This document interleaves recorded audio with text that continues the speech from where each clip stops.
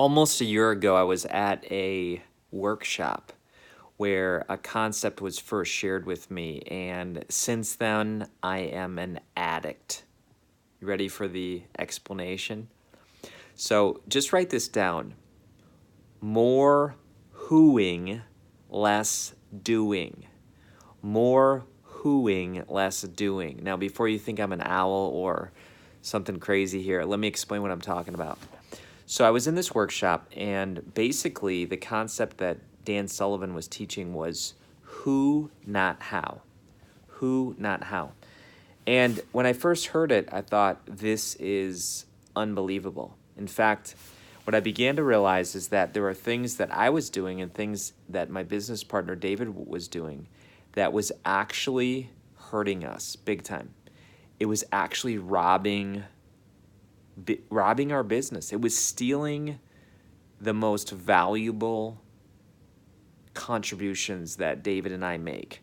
For example, David was spending, I believe, 40 hours a month doing bookkeeping.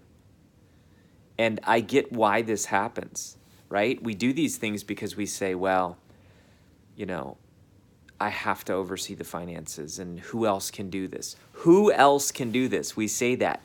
Who? Who else can do this? There's nobody else who can do this. I need to do this. It would take too long for me to train someone else to do this. We lie to ourselves. We absolutely lie to ourselves, and we say that we're the only ones who can do things. It takes too long to train other people, and what we do is we settle for average. And so what I did is I got this concept in my head, and I said, what are we doing? What are we doing? And I said, we need to find somebody. And so sure enough, on the way back from Toronto, I began looking online at stoplights and toll booths online about who could do our bookkeeping. And sure enough, I found an amazing person. She's been with us for over a year now. She's freed David up. We call these Whodup hours. Whodup hours. Instead of freed up hours, Whodup hours. It doesn't mean that you dump. It doesn't mean that you delegate. Dumping and delegating is not,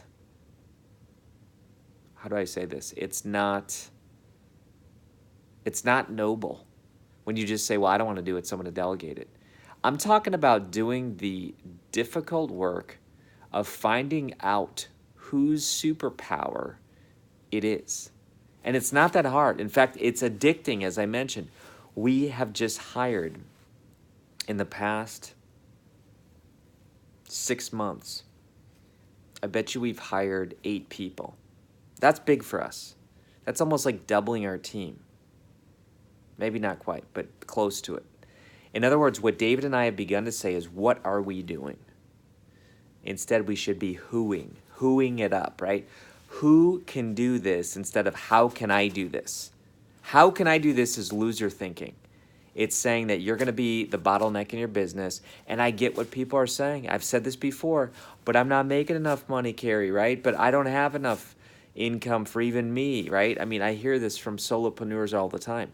You're never going to have enough money just for you if you continue to do everything. There's a book called E-Myth that talks about stop working in your business, start working on your business. So folks, I'm just telling you, I now look at my life and I say, what are the things that I'm doing and who can do them rather than me? Whose passion is it to do this thing that I'm not that passionate about?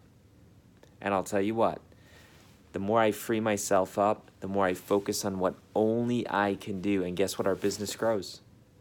So I want to challenge you. Let me know your thoughts. And again, a lot of this thinking is me trying on what my buddy Dan Sullivan has been teaching me. And I'm a big believer of it. And I hope you are too. And congratulations to the new hires that we just did. We'll be announcing them very shortly, but congrats to you. Take care, everybody. Be a soul on fire. If you need more help on this, we help our clients through something called Business Academy Elite. We help them rethink a lot of what they're doing. and basically create systems and structures for all their business needs. So take care, everybody. Be a soul on fire. We'll see you.